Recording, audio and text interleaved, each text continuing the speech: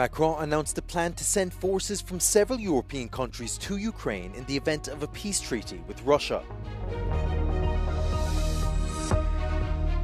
Search efforts continued for 4 missing US soldiers in Lithuania after their vehicle was found submerged in water.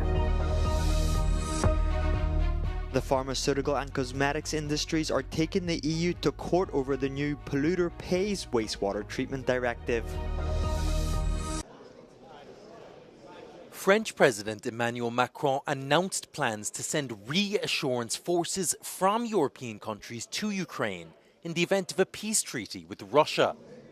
These forces would act as a deterrent against Russian aggression and help guarantee long-term security. His comments came as the coalition of the willing gathered in Paris to discuss strengthening Ukraine's hand as it pushes for a ceasefire with Russia. Le Premier ministre britannique et moi-même donnions mandat à nos chefs d'état-major des armées pour qu'une équipe franco-britannique puisse être déléguée dans les prochains jours en Ukraine et puisse travailler de manière très étroite avec nos partenaires ukrainiens qui ont acté également ce mécanisme pour préparer justement dans tous les domaines le format, ce que sera le format de l'armée ukrainienne de demain. Ukrainian President Vladimir Zelensky praised the coalition of the willing for their support and efforts to secure a ceasefire. No lifting any kind of sanctions until Russia will stop this war. And I think more pressure on it, more packages of sanctions, this is important. The meeting came amid intensifying efforts to broker a ceasefire driven by pressure from US President Donald Trump to end the fighting.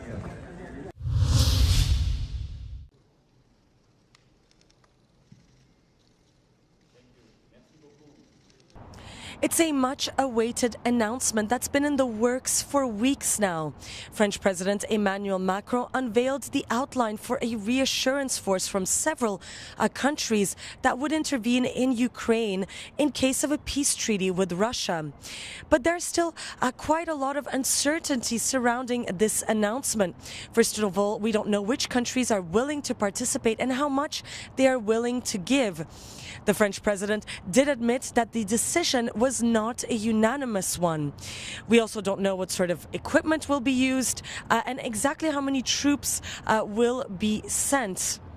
And another important factor is that Macron insisted that these troops will not be there for peacekeeping purposes, but rather to provide the Ukrainian army with long-term support and reassurance. So in that case, what happens in case of a new Russian attack? One thing is clear is that the Kremlin has repeatedly said that any sort of intervention would lead to a direct conflict.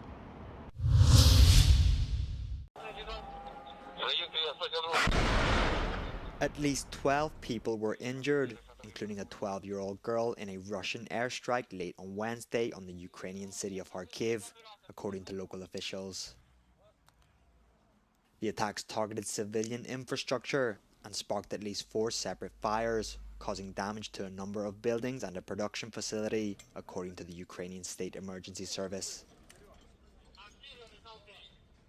Russian drone strikes also targeted the city of Ochtyrka in the Sumy region overnight, sparking a fire and causing damage to a number of buildings. No casualties were reported. Meanwhile, Russia's defense ministry said 1 Ukrainian drone was shot down over the Bryansk region on Wednesday, causing a power shortage. On Tuesday, both sides said a limited agreement to stop fighting in the Black Sea had been reached.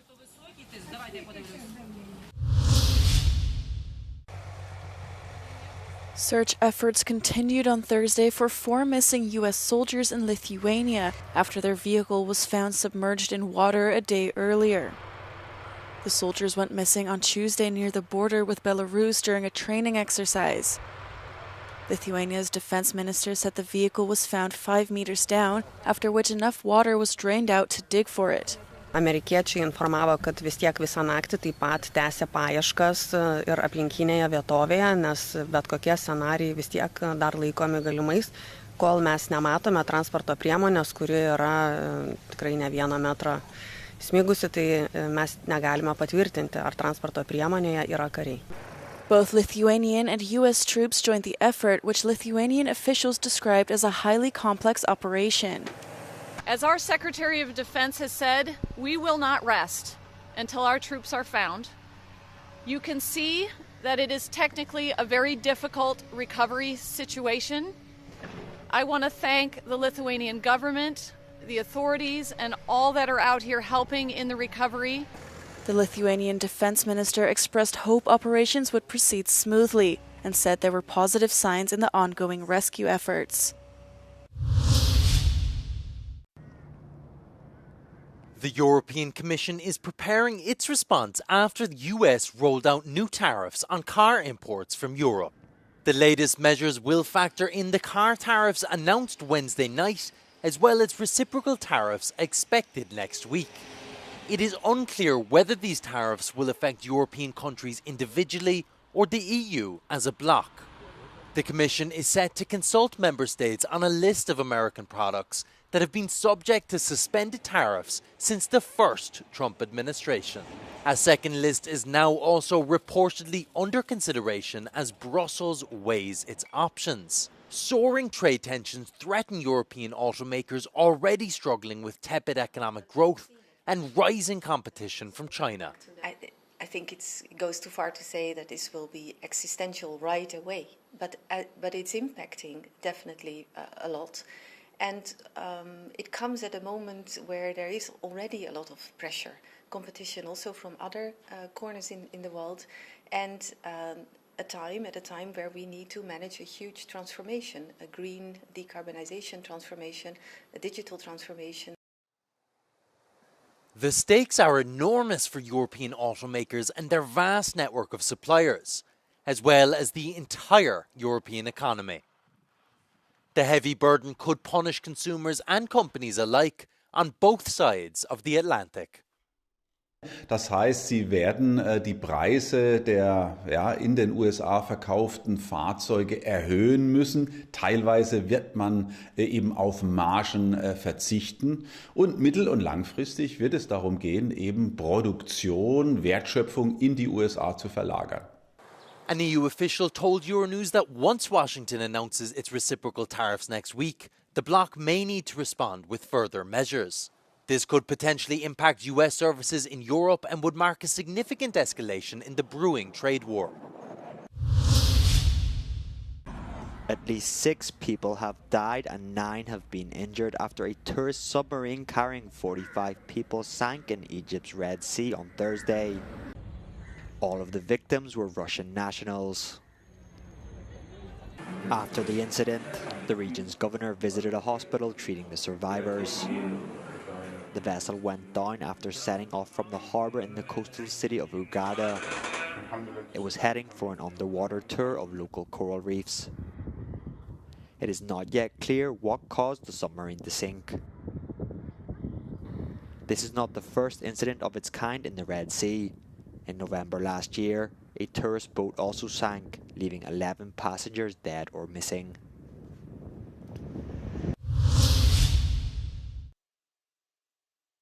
An ongoing eruption of Hawaii's most active volcano restarted again on Tuesday when lava began pouring out of a vent in the caldera.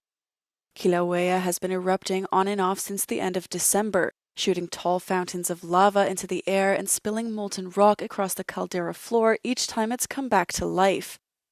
Hawaii Volcanoes National Park said the latest eruption wasn't affecting any residential areas. The current episode is the 15th of the ongoing eruption, which has been a popular attraction for tourists.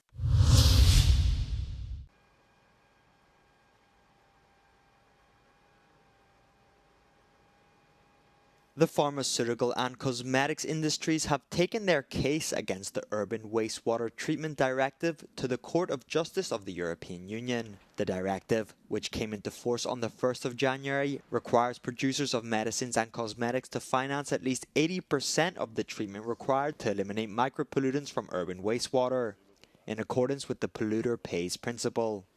These micropollutants that come out from the effluent from the wastewater treatment plants, analysis has shown that more than 90% actually are originating from pharmaceuticals and cosmetic products.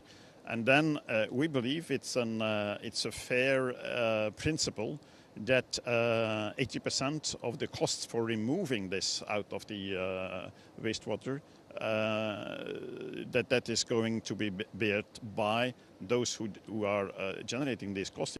But the pharmaceutical and cosmetic sectors believe that the burden should be more evenly shared. We support absolutely paying our fair share of the pollution that we provide, but it's the fair share. And this is really what we're after. We're trying to understand, since we couldn't get the data from the European Commission and the methodology on which the decision was based, we're trying to find out who the different polluters are and make sure that this important directive is set up on the right principles and that all the actors are involved, not only to pay their fair share, but also to make sure they're incentivized to make more sustainable products in the future.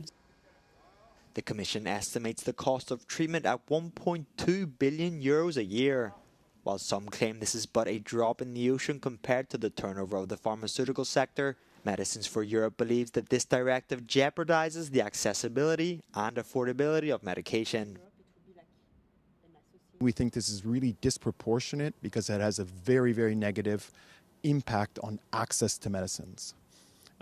We've actually studied how this will impact the medicines. So we've looked at how it will increase the cost of medicines. And so, for example, for diabetes medicine, metformin, which is very commonly used for diabetes, it would increase the cost by 900% according to the current spending in Europe. In total, 16 cases have been brought before the Court of Justice of the European Union.